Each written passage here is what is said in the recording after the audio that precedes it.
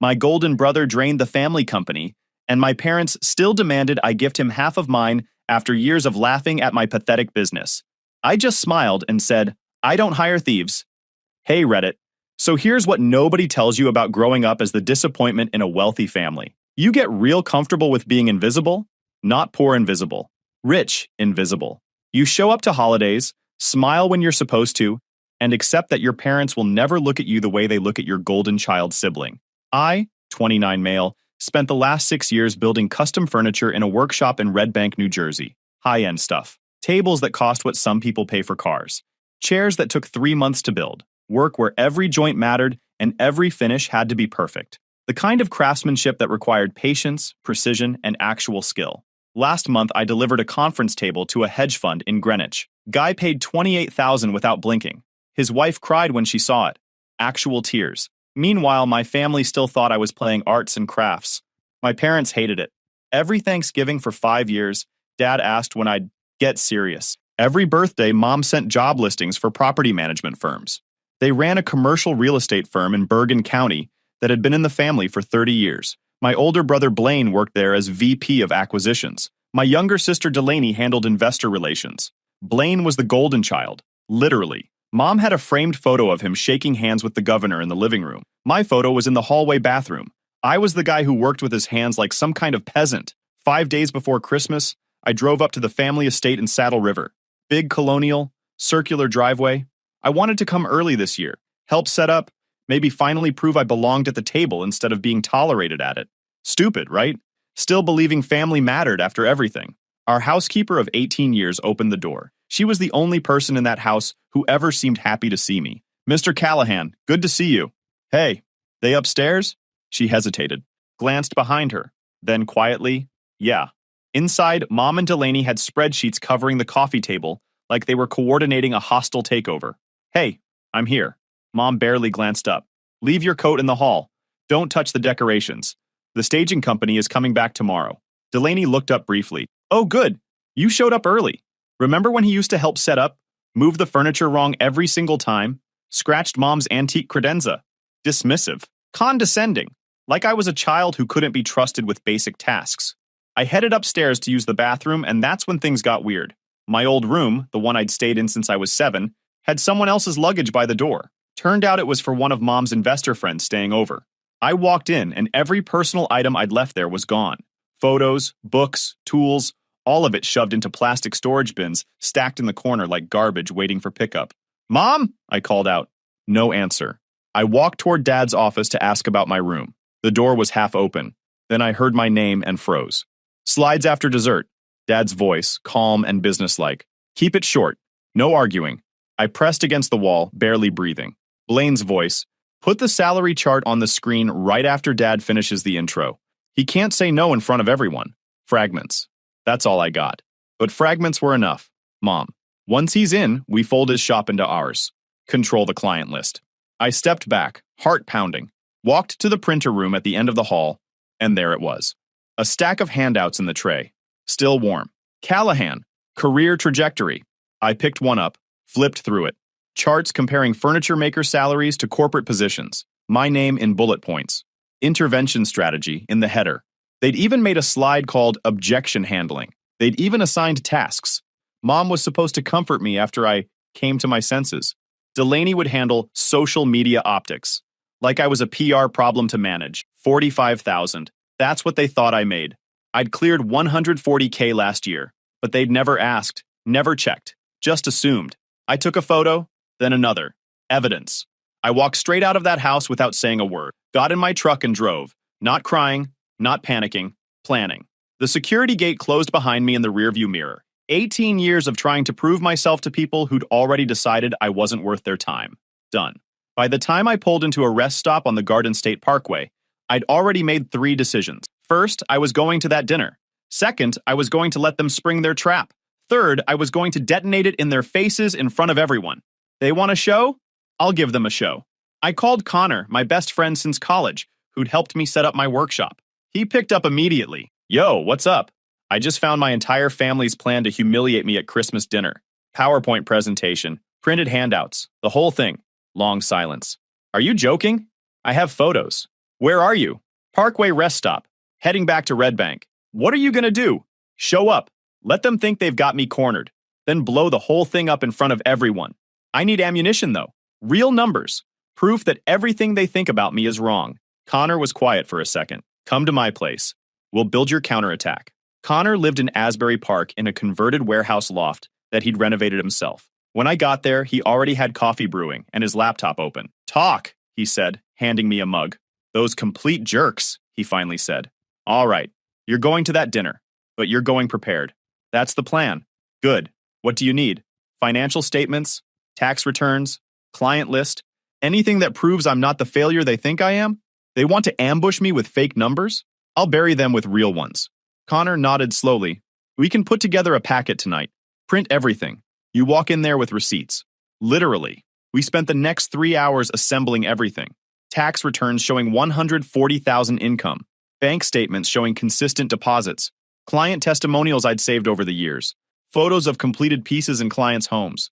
A portfolio that proved I wasn't playing at business. I was running one. Successfully. Without their help or their money or their approval. Connor pulled up their company's public filings. Dude, their accounts receivable is a disaster. They've been bleeding clients for 2 years. He whistled. Your brother didn't just steal from them. He torpedoed the whole operation while he was doing it. Connor even helped me rehearse. What to say when they started their presentation. How to time the reveal for maximum impact. Where to stand so everyone could see me when I pulled out my packet. This is solid, Connor said, reviewing the final packet. They show their fake numbers, you show your real ones. In front of everyone. Checkmate. Perfect, I said. After we finished, I made the call I'd been putting off. The one that could change everything. Hello? Grandma, it's Callahan. Callahan, this is a surprise. Her voice was warm but cautious. Everything all right? Not exactly. I need to tell you something, and I need you to hear me out. I told her everything. The presentation, the fake salary numbers, the plan to force me into the company. When I finished, she was quiet for a long moment. Your father called me yesterday asking for a substantial loan, she finally said. When I pressed him on why, he got evasive. Now I understand. Her voice turned sharp. Blaine's been stealing from them, hasn't he? That's what this is really about. My stomach dropped. How did you know? I've suspected for months. The numbers never added up when Vincent discussed the business. She paused. So their solution is to ambush you and steal your business to cover their losses. Appalling. I'm going to the dinner, Grandma. I'm going to let them try their little intervention, and then I'm going to expose everything in front of the whole family. Another pause. Then, good. And I'll be there to back you up. You will? Absolutely. It's time someone held them accountable. Her voice was iron. Don't answer any calls from them before dinner. Let them think everything's normal. And Callahan, don't hold back. I won't. We hung up. I had my ammunition. I had my ally. Now I just needed to wait. Christmas Eve. I spent in my workshop, finishing a commission and trying to stay calm. My phone buzzed constantly. Mom calling. Dad calling. I ignored all of it. Let them wonder. Let them sweat. That evening, I drove back up to Saddle River, parked in the circular driveway, walked in like nothing was wrong. The house was packed. Aunts, uncles, cousins, family friends, everyone dressed up. The annual Callahan Christmas dinner in full swing. Mom spotted me first. Relief flooded her face. Callahan, you came. We were worried when you didn't answer your phone. Got busy with work. You know how it is. She didn't know. She'd never asked. Dinner was the usual performance. Expensive food, fake laughter. Dad holding court at the head of the table. Blaine making sure everyone knew about his latest deal. Delaney name-dropping investors. And me, sitting quietly, waiting. After dessert, Dad stood up and clinked his glass. If I could have everyone's attention. Before we move to the living room, I'd like to share something special. A presentation about our family's future. Here we go. Everyone migrated to the living room, where a projector was already set up. I took a seat near the back. My grandmother caught my eye from across the room and gave me a small nod. Dad launched into his speech. The company's legacy. The importance of family unity. The need for everyone to contribute. Then Blaine stepped forward with the clicker. As many of you know, Callahan has been pursuing alternative career paths. He smiled at me, patronizing. We've put together some information to help him see the bigger picture. The first slide appeared. Callahan, career trajectory, charts showing furniture maker salaries, national averages. My name in bullet points. The number 45,000 in bold red letters. As you can see, Blaine continued, the ceiling for this kind of work is extremely limited. Meanwhile, our family firm offers real growth potential, benefits, stability. That's an interesting number, I said, standing up. Where'd you get it? Blaine blinked. Industry averages, standard research? Really?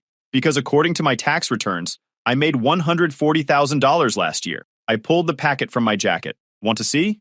The room went silent. You could hear ice settling in glasses. I've got bank statements too. Client testimonials.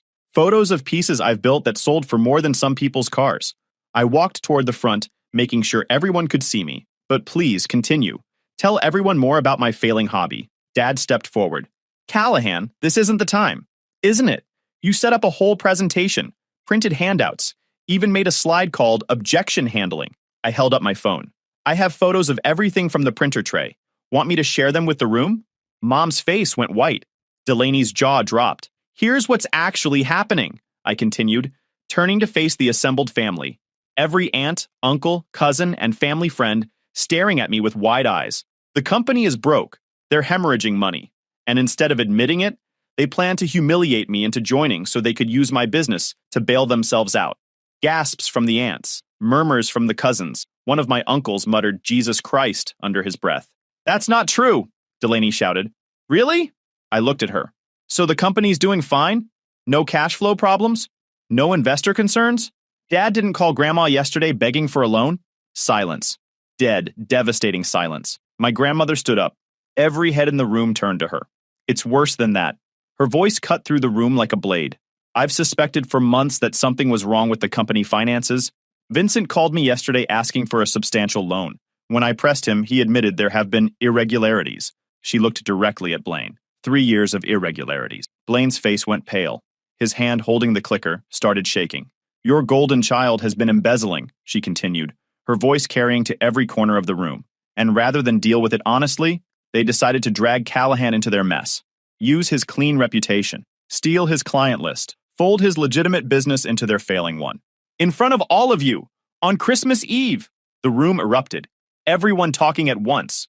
Accusations flying. One of my aunts stood up and started gathering her things. My cousin pulled out his phone, probably texting everyone who wasn't there.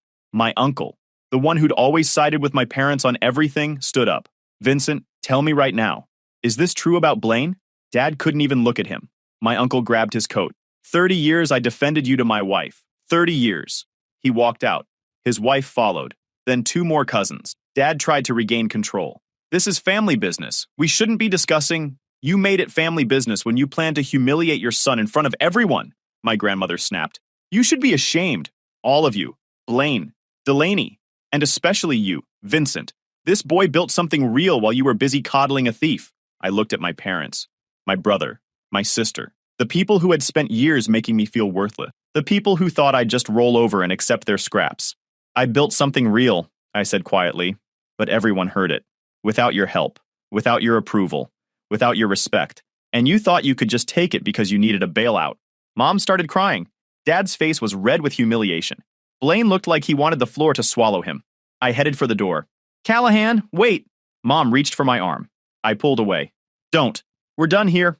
I walked out into the cold December night, the sound of chaos still spilling from the house behind me. Got in my truck, drove. 2 hours later, I pulled into a cabin driveway in the Poconos. My phone buzzed constantly. Mom, Dad, Delaney, Blaine. I ignored all of it. Let them panic. Let them try to do damage control. The truth was out now, spreading through the family like wildfire. One text from my grandmother. Proud of you. They're still reeling. Half the guests left within 20 minutes. Your father tried to salvage the evening, but no one was having it. Call me tomorrow. One from the housekeeper. Mr. Callahan, I packed your belongings safely. They're in the garage when you're ready. Well done tonight. They needed to hear that. Christmas morning in the Poconos felt like waking up in a different life. My phone looked possessed. I scrolled through messages over coffee, each one more satisfying than the last. Dad, your mother is devastated. This stunt reflects poorly on your judgment. We need to discuss this as a family. Delaney, you've always been selfish, but this is next level. You humiliated us in front of everyone. Pathetic. Blaine, you really think you're something special now? All you did was embarrass the family? This isn't over, little brother. Not even close. That last one made me laugh. Still posturing, still thinking he had leverage. I deleted it without responding. My grandmother. Half the family called me last night. Most are disgusted with your parents. Several cousins want to commission furniture from you. Your aunt says she always knew Vincent was a fraud. Well done. I stayed in the Poconos through New Year's. Used the time to plan. I mapped out a growth strategy, sketched designs for new pieces, even drafted proposals for a gallery show in New York. For the first time in years, I could think about the future without the weight of my family's disapproval dragging me down. You're gonna need help, Connor said one afternoon while we worked at the cabin table. You can't handle the demand alone, not after what happened at Christmas. Word's going to spread. People are going to want pieces from the guy who told off his whole family. I know. Been thinking about hiring someone. Maybe 2 people if the gallery thing works out. You scared? Terrified. But also ready. For the first time in my life, I feel ready. Back in Red Bank on January 2nd, my workshop felt different. Fresh eyes. 23 new inquiries waiting. A gallery in Tribeca wanted to discuss representation, and I had lunch scheduled with my grandmother on the 8th. The old Callahan would have been anxious about seeing family. The new Callahan? Actually looking forward to it. January 8th, steakhouse in Montclair, upscale, quiet. She was already seated when I arrived, sharp-eyed and direct as always. She stood to hug me. Callahan, you look well? Thanks, Grandma. We dispensed with small talk quickly. Then she set down her menu and looked at me directly. I owe you an apology, she said. For what? For not saying something sooner. I knew how they treated you. Saw it for years. Should have intervened instead of waiting. You weren't part of their plan. No, but I enabled it with my silence. She sipped her iced tea. That ends now. I've made it clear to your parents that their behavior was unacceptable. Informed the extended family that you run a legitimate, profitable business. How'd they take it? She smiled slightly. Your mother cried. Your father got defensive. I told them to be quiet and listen for once. I laughed. I'm updating my will, she continued. You'll receive 40% of my estate. Your siblings split the remaining 60%. Not compensation for their cruelty. You've simply proven yourself. Grandma, you don't need to. I'm not asking permission. I'm informing you. She looked at me with something like pride. You remind me of myself at your age. Everyone had opinions about what I should do. I ignored them and built my own accounting practice. Best decision I ever made. I didn't know that. Your family doesn't mention it. Doesn't fit their narrative. She paused. I'm also investing in your business. Not charity. Legitimate business decision. 15% equity in exchange for capital to expand. I stared at her. You're serious? Completely. I've reviewed your website. Called 3 of your buyers myself. Your numbers are excellent. Growth potential is substantial. You're a sound investment. She smiled. And I expect quarterly reports. I'm an involved investor. We talked details over lunch. Her investment would let me hire 2 people, upgrade equipment, lease a proper showroom space. One more thing, she said as we finished. Your mother will attempt contact. Apologies and manipulations. Whatever you decide, remember, you don't owe them forgiveness just because they're family. You owe yourself respect. I'll remember that. She squeezed my hand. Good man. The next 2 weeks exploded. I hired 2 guys, both skilled, both hungry, set up proper workflows, organized inventory, created systems for tracking commissions versus gallery pieces. Mid-January, my phone rang. Dad. I almost didn't answer, but I was curious. Hello? Callahan. It's your father. I know. Long pause. I'm calling because we need to discuss what happened at Christmas. What about it? You humiliated us in front of the entire family. You made accusations. I told the truth, I cut in. There's a difference. Callahan, I understand you're upset, but you need to look at this practically. We're dealing with investor concerns, cash flow issues. Dad, why did you really want me to join the family firm? Silence. I'm not stupid, I continued. You're not offering this out of concern. What's really going on with Blaine? More silence. Then, carefully. The company is going through an audit. There are some accounting irregularities we're investigating. Irregularities. That's what we're calling 3 years of embezzlement? We don't know that for certain. Grandma does. And now so does everyone else. I let that hang there. You plan to humiliate me into joining a company that's hemorrhaging money because your golden boy stole from you, and you're too proud to admit it. That is not what this is about. Yes, it is. And my answer is still no. Handle your own mess. I hung up. February brought momentum. The gallery in Tribeca scheduled an exhibition after our initial meeting went well. My 2 guys stepped up. 12-hour days. Every joint perfect. Every finish flawless. Then, reality hit. Manhattan client, 12K dining table, called to renegotiate after delivery. Finish isn't what I expected. 8,000 seems fair. I have the signed spec sheet. Take 8 or I'll dispute the charge. Hung up. Called a lawyer. Certified letter threatening a breach of contract lawsuit. Client paid in full within a week, plus written apology. Running a business meant fighting for what you'd earned. 2 weeks before the solo show, things got ugly. Blaine showed up at my workshop unannounced, just walked right in like he owned the place. I was finishing a walnut credenza when I heard the door. Looked up, and there he was. Same smug face, same expensive suit, same golden child energy radiating off him like a disease. Nice setup, he said, looking around. Quaint. Get out. Relax. I'm here to talk business. He picked up one of my chisels, examining it like he knew what he was looking at. He didn't. The auditors finished their preliminary report. Dad's in full panic mode. Mom's on Xanax. Delaney won't stop crying. Still not my problem. He walked past my workbench, running his finger along the edge of a piece I'd been working on for 6 weeks. 800 hours of work. Careful, I said. That's worth more than your car. His jaw tightened. First real reaction I'd gotten out of him. Here's the thing, little brother. He set the chisel down, met my eyes. It doesn't have to be ugly. Family takes care of family. You bring me in as a partner, 50-50, and we call it even. I handle operations, you do your little woodworking thing. I actually laughed. You're serious. Dead serious. I've got business experience you don't have. Connections. I can take this operation to the next level. You stole millions from the family company, and you want me to hand you half my business? His face hardened. I didn't steal anything. There were cash flow issues, creative accounting. Things got complicated. The auditors have a different opinion. The auditors don't know the whole story. He stepped closer. I'm offering you a lifeline here. Take it. Get out of my workshop. Think carefully, Callahan. You make me an enemy, things get difficult. I know people, investors, clients. I can make phone calls that would bury this little hobby of yours in a week. Are you threatening me? I'm giving you options. He smiled. That same patronizing smile from Christmas. 50-50. Final offer. I don't hire thieves, and I definitely don't make them partners. His smile disappeared. You'll regret this. Get out, now. He left, but something told me this wasn't over. 3 days later, it started. A client called to cancel a commission, said he'd heard concerning things about my business practices. Then another cancellation. Then a bad review appeared online. Someone I'd never worked with claiming I'd delivered damaged goods. The fake reviews got creative. One claimed I'd shown up to a delivery drunk.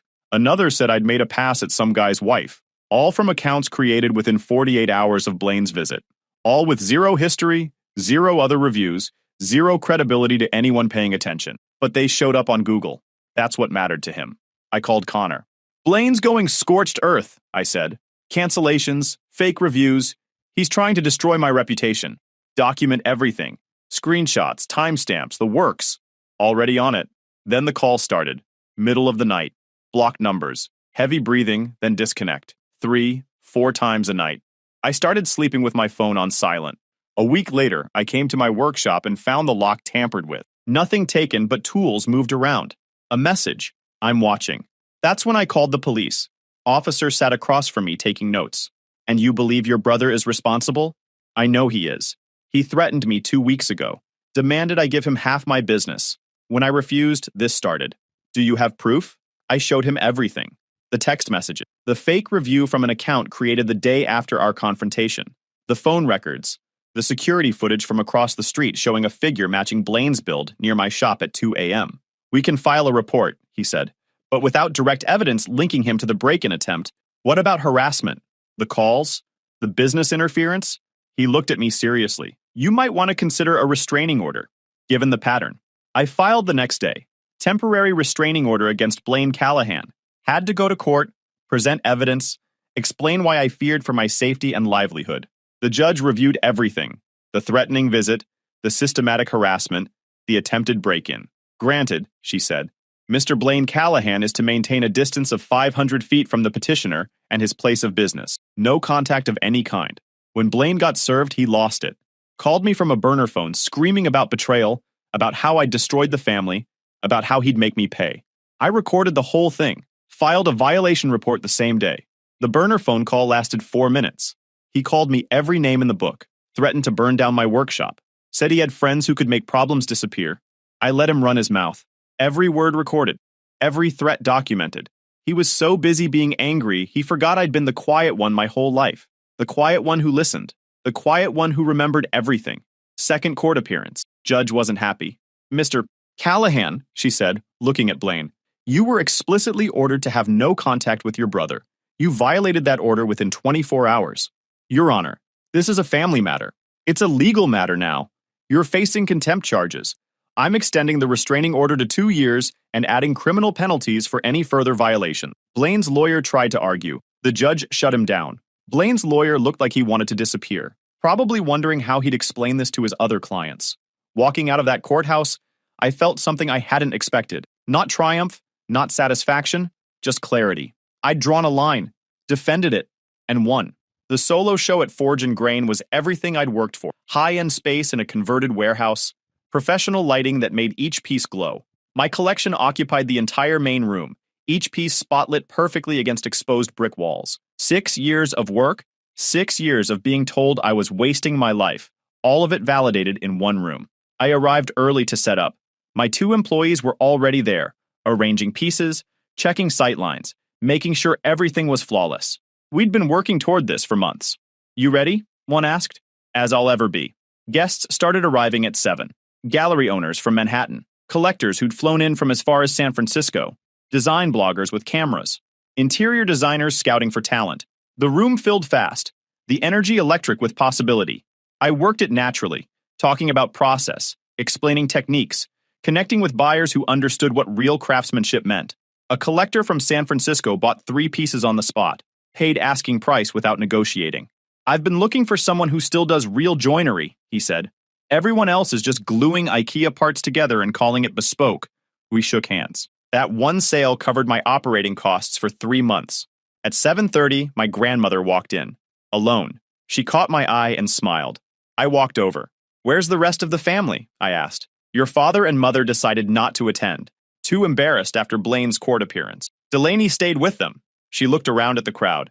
Blaine is prohibited from being within 500 feet of you anyway, thanks to that restraining order. I heard he tried to show up and had to be turned away. I hadn't known that. Security must have handled it before I noticed. The show looks spectacular, my grandmother said. I'm very proud of you. Thanks for coming. And thanks for backing me up at Christmas. I wouldn't have missed either. She squeezed my hand. Your work speaks for itself. You don't need their approval. You never did. The show ran until 11.